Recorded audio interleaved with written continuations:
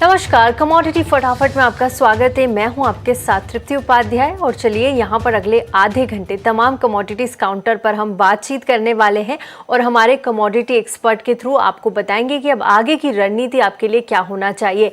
आज शो में हमारे साथ जुड़ रहे हैं कोटक सिक्योरिटीज के अनिंद बैनर्जी, कामाख्या ज्वेलर्स के मनोज कुमार झा और ट्रेडबुल सिक्योरिटीज के senior research analyst Bhavik Patel. आप तीनों ही मेहमानों का बहुत बहुत स्वागत है 18 हाउस स्वदेश पर। और चलिए भाविक जी, आपसे भी समझना चाहेंगे कच्चे तेल में अब आपको क्या लगता है, आगे की चाल कैसी नजर आ रही है। कल के सेशन में अभी हमने काफी फ्लक्चुएशंस देखे थे और लगातार जो बाजार है वो काफी अब ज्यादा वॉलेटाइल हो चुका है।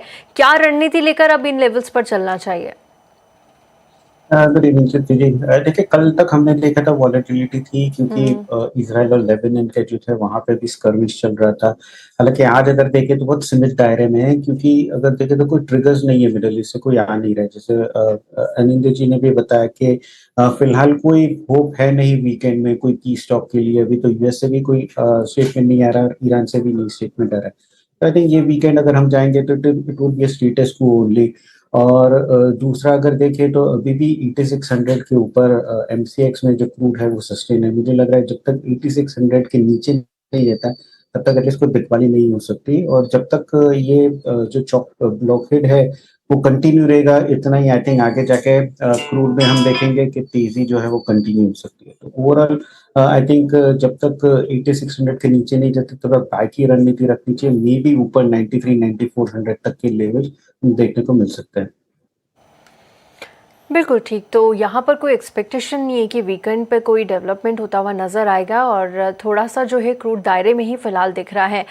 लेकिन चलिए एक सवाल भी इससे रिलेटेड हमें आया है मिनी सिल्वर में। जोधपुर से वंदना जैन का सवाल है, ये पूछना चाह रही है मिनी सिल्वर में इस समय क्या रणनीति रखना चाहिए, खरीदारी, मुनाफा वसूली या इंतज़ार, कौन सा विकल्प बेहतर रहेगा?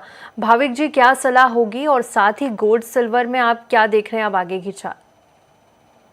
देखिए, अगर उनको silver as a intraday purpose से करना है तो आई वुड से कि 6 बजे का थोड़ा वेट कीजिए, क्योंकि 6 बजे आज जॉब्स के डेट आने वाले हैं यूएस के, जो काफी इंपॉर्टेंट रहेगा। और उसके बाद भी हम देखेंगे कि गोल्ड और सिल्वर में थोड़ी वॉलेटिलिटी आ सकती है। ओवरऑल अभी भी मुझे लग रहा है कि सिल्वर में जब तक 259 258 के नीचे नहीं जाता तब तक पोजीशन बाय करके ही चलना चाहिए। तो इंट्राडे वुड से कि थोड़ा वेट कीजिए, 6 बजे के बाद ट्रेड कीजिए। और ओवरऑल अगर गोल्ड और सिल्वर की बात करें तो गोल्ड में market is balancing two competing signal. एक तो लोअर जियोपॉलिटिकल स्ट्रेस है वो गोल्ड के लिए पॉजिटिव।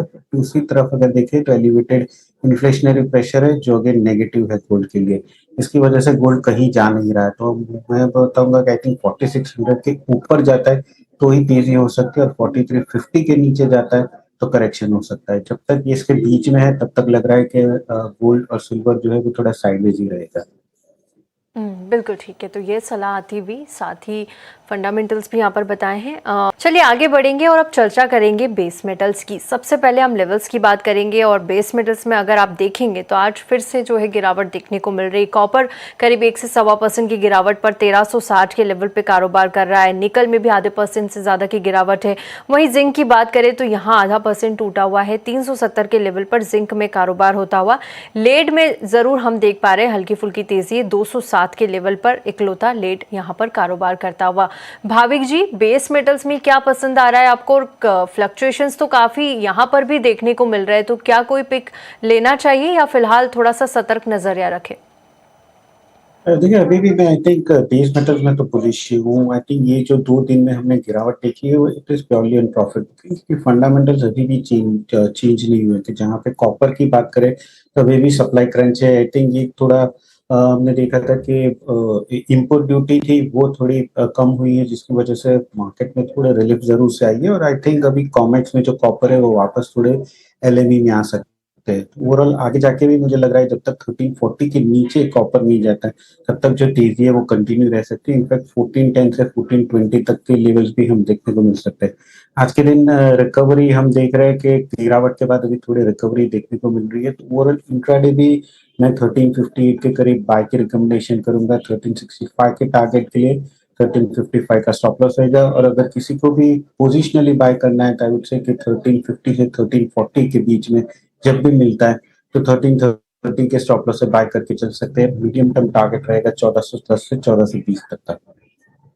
तो ठीक, कॉपर यहाँ पर पसंद आ रहा है और उसके लिए रणनीति लेवल्स भी भाविक जी ने बता दिए हैं। अनिल, भाविक जी एक बात आपसे समझना चाहते हैं कि लगातार जो हम रोज़ बातचीत करते हैं वो ईरान और यूएस का एक बड़ा मुद्दा बरकरार है, लेकिन एक चीज़ और समझना चाहते हैं, अगर मान लीजिए चीज़ें नॉर्मलाइज हो जाती हैं, दोनों देश मान जाते हैं और सीज़ फायर हो जाता है, हॉर्मोज, स्ट्रेट ऑफ हॉर्मोज जो एक बड़ा मुद्दा है, स्ट्रेट ऑफ हॉर्मोज अगर खुल जाता है तो क्या फिर भी जो ब्रेंट के प्राइजेस है, जो MCX पर प्राइजेस है, इतनी जल्दी नॉर्मलाइज हो जाएंगे या पूरी सिचुएशन को फिर नॉर्मलाइज होने में कम से कम 1 से 2 साल लग जाएंगे?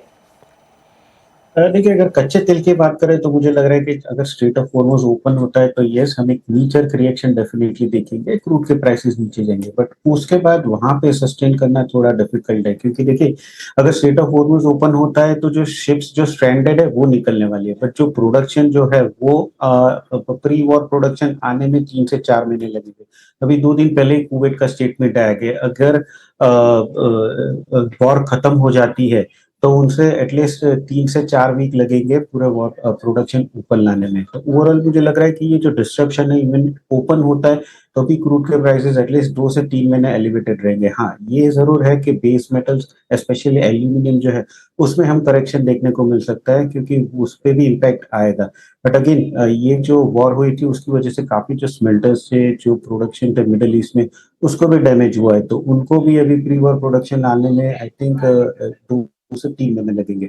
तो ओवरऑल अगर स्ट्रेट ऑफ हॉर्मोज ओपन होता है तो एक नीचर रिएक्शन डेफिनेटली लिखेंगे, बट इम्पैक्ट जो है वो आई थिंक मैक्सिमम 6 महीने तक ही रहेगा। उसके बाद इम्पैक्ट क्रूड वापस से थोड़ा नीचे आ सकता है और बेस मेटल्स है वो थोड़े ऊपर हो जाएंगे, क्योंकि इकोनॉमीज जो है वो अगेन एक्सपांड होने शुरू हो जाएगी, जिसकी वजह से बेस मेटल्स की डिमांड है वो वापस से शुरू होगी और उसकी वजह से प्राइसेस बढ़े। तो मुझे लग रहा है कि क्रूड अगर देखें तो प्रॉबेबली 2 महीने या 3 महीने तक थोड़ा एलिवेटेड रहेगा, उसके पास नीचे आना शुरू हो जाएगा और बेस मेटल्स मुझे लग रहा है 3-4 महीने के बाद वापस से हमें स्ट्रॉन्ग रैली देखने को मिलेगी।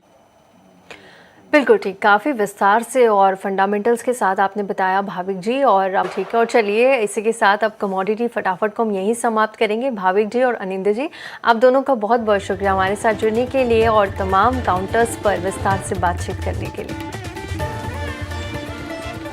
और चलिए आपको बता देते हैं कि कमोडिटी से जुड़े हुए सवाल, उलझने आप हम तक पहुंचा सकते हैं। एक नंबर आपकी स्क्रीन पर इस वक्त फ्लैश होगा, उस नंबर पे आप फटाफट से कॉल करिए या व्हाट्सएप या यूट्यूब के जरिए अपने सवाल हम तक भेजते रहिए। आपके सवालों को हम अगले सेशन में, अगले शो में शामिल करेंगे। और चलिए यहाँ पर रुकेंगे एक छोटे से ब्रेक के लिए। ब्रेक के बाद भी टी नाउ स्वदेश पर खबरों का सिलसिला जारी रहेगा। नमस्कार।